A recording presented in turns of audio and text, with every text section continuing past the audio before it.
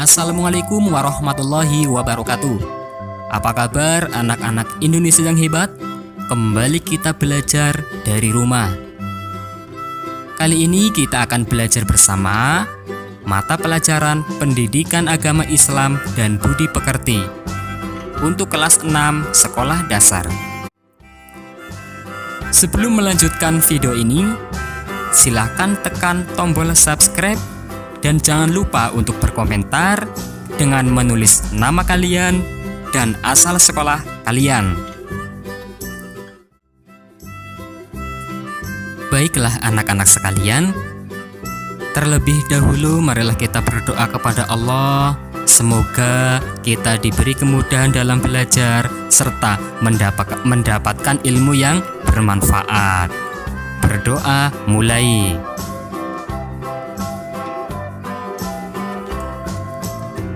Anak-anak yang solih dan solihah, untuk materi pertama pada pertemuan kali ini, khususnya untuk kelas 6 SD, yaitu tentang indahnya saling menghormati.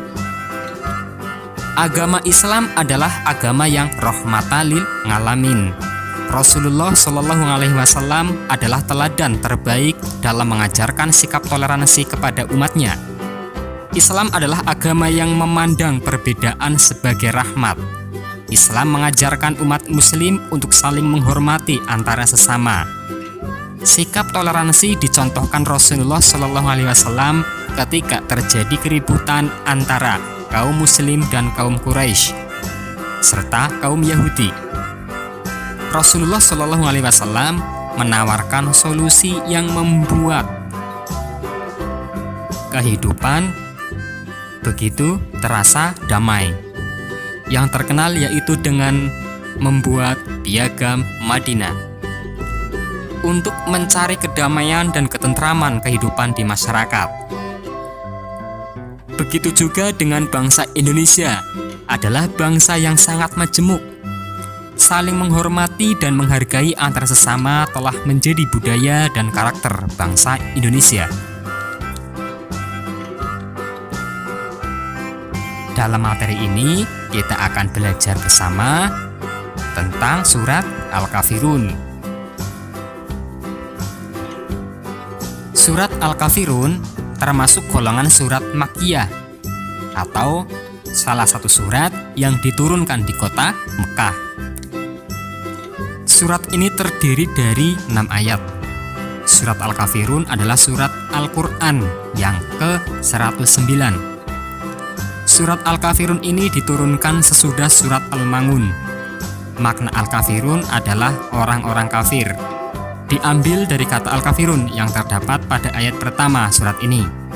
Surat ini ditujukan kepada kaum musyrikin. Adapun asbabun nuzul atau sebab-sebab diturunkannya surat Al-Kafirun ini atau latar belakang diturunkannya Quran surat Al-Kafirun ini, yaitu diriwayatkan oleh At-Tabrani dan Ibnu Abi Hatim yang bersumber dari Ibnu Abbas. Dikemukakan bahwa saat itu Rasulullah Shallallahu Alaihi Wasallam didatangi oleh beberapa pemuka Quraisy. Mereka memberikan tawaran untuk saling membantu dan bekerja sama dalam menjalankan ibadah agama.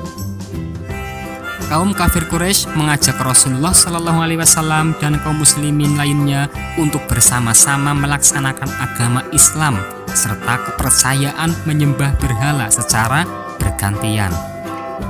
Apabila hari ini kaum kafir Quraisy ikut menjalankan sholat, maka besok Rasulullah dan seluruh umat Islam lainnya harus ikut menyembah berhala sesembahan orang kafir.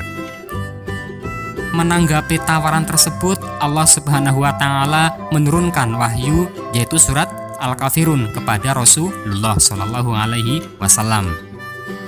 Melalui firman-Nya tersebut, Allah Subhanahu wa Ta'ala menjawab bahwa kaum muslimin tidak akan menyembah berhala-berhala kaum kafir.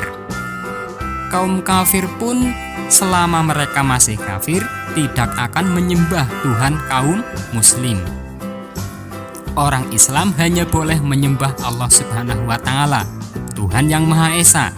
Karena itu dilarang untuk berganti-ganti sembahan.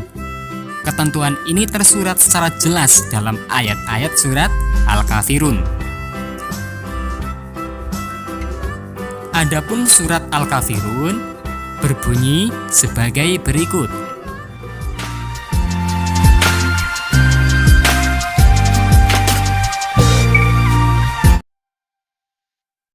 Surat Al-Kafirun atau orang-orang kafir adalah surat yang ke-109 dalam Al-Quran, juz 30, terdiri dari 6 ayat, diturunkan di kota Makkah, jadi termasuk ke dalam golongan surat Makkiyah. Ada beberapa riwayat yang menceritakan tentang asbabun nuzul, sebab-sebab turunnya surat Al-Kafirun. Ketika berdakwah menyebarkan agama Islam, Nabi Muhammad pernah mendapatkan godaan berupa harta, tahta, dan wanita dari kaum kafir Quraisy. Antara lain diriwayatkan oleh At-Tabrani dan Ibnu Hatim, bersumber dari Ibnu Abbas.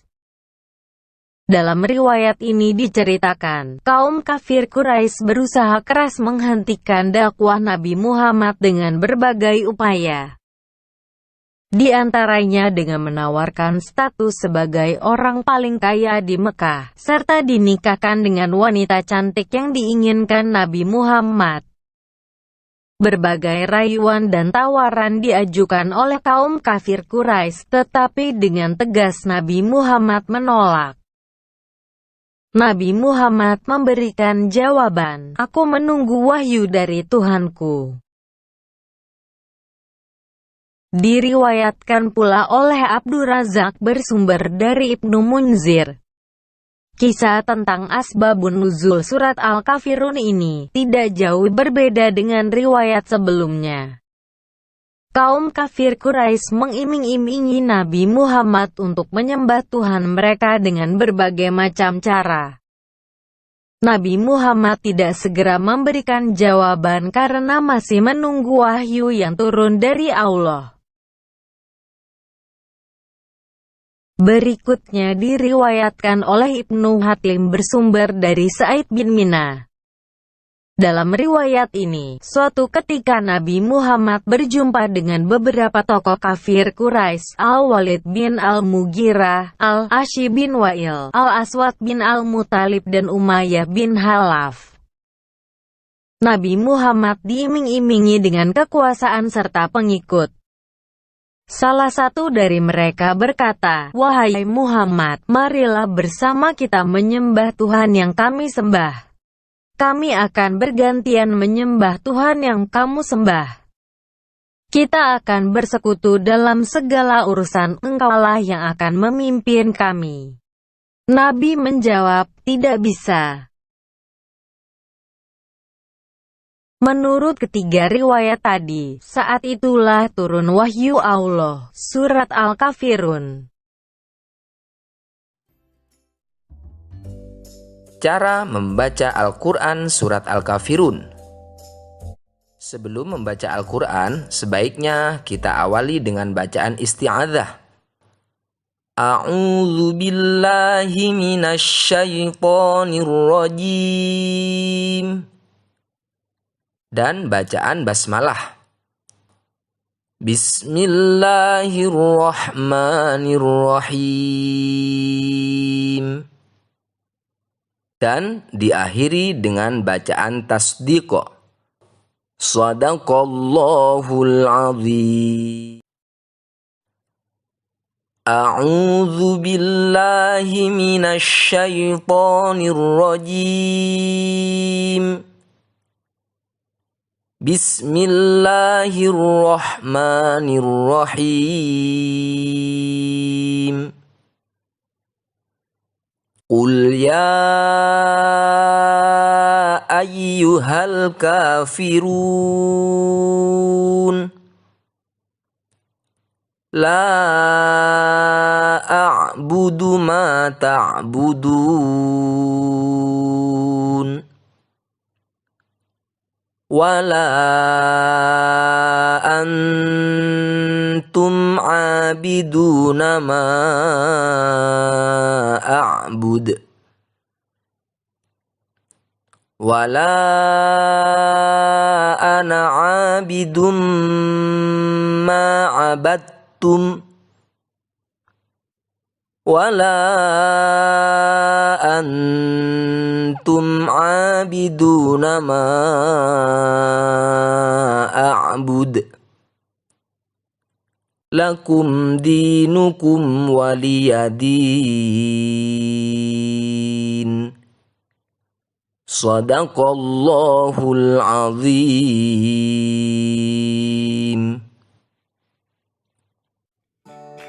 Nah, itulah tadi bacaan surat Al-Kafirun. Semoga kita dapat membacanya dengan benar dan Mari memahami pesan dalam Quran surat Al-Kafirun. Surat Al-Kafirun menjadi pedoman bagi umat Islam agar bersikap baik terhadap penganut agama lain, yaitu dengan cara tidak menghina, tidak mencaci, dan saling menghormati, serta bekerja sama dalam hal sosial dan kemasyarakatan yang bermanfaat bagi umat manusia. Toleransi dalam ajaran agama Islam yang tidak diperkenankan adalah mengikuti atau bekerja sama dalam hal tata cara keagamaan, peribadatan, dan menyangkut hal akidah atau keyakinan untuk mengikuti ajaran agama selain Islam. Perbedaan dan keragaman harus disikapi dengan arif dan bijaksana. Meskipun dianjurkan bertoleransi, kita harus tetap istiqomah bahwa agama Islam adalah agama yang hak dan yang benar. Hanya Islamlah yang diridhoi oleh Allah Subhanahu wa Ta'ala. Jangan sampai sikap toleransi yang kita tunjukkan melunturkan keyakinan terhadap agama kita sendiri. Kesimpulan yang dapat kita ambil dari surat Al-Kafirun adalah sebagai berikut. Islam mengakui adanya keberagaman agama dan keyakinan lain di dunia ini. Islam mengizinkan umatnya berinteraksi dengan penganut agama lain dalam hal bidang muamalah, sosial, dan kemasyarakatan. Islam melarang toleransi dalam bidang akidah dan ibadah. Islam dengan tegas menolak segala bentuk kemusyrikan, ritual ibadah atau hukum yang terdapat dalam agama lain. Sikap penolakan oleh Nabi Muhammad SAW dan umat Islam untuk mencampurkan keimanan dan peribadatan dalam ajaran Islam dengan ajaran orang kafir.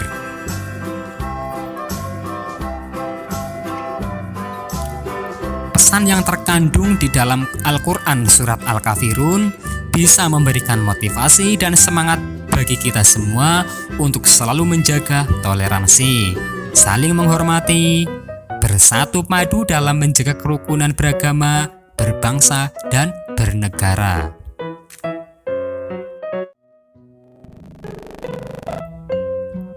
Demikian anak-anak sekalian, kita akan belajar bersama kembali di video selanjutnya. Tetap jaga kesehatan, tetap belajar, berdoa, dan beribadah dari rumah. Assalamualaikum warahmatullahi wabarakatuh.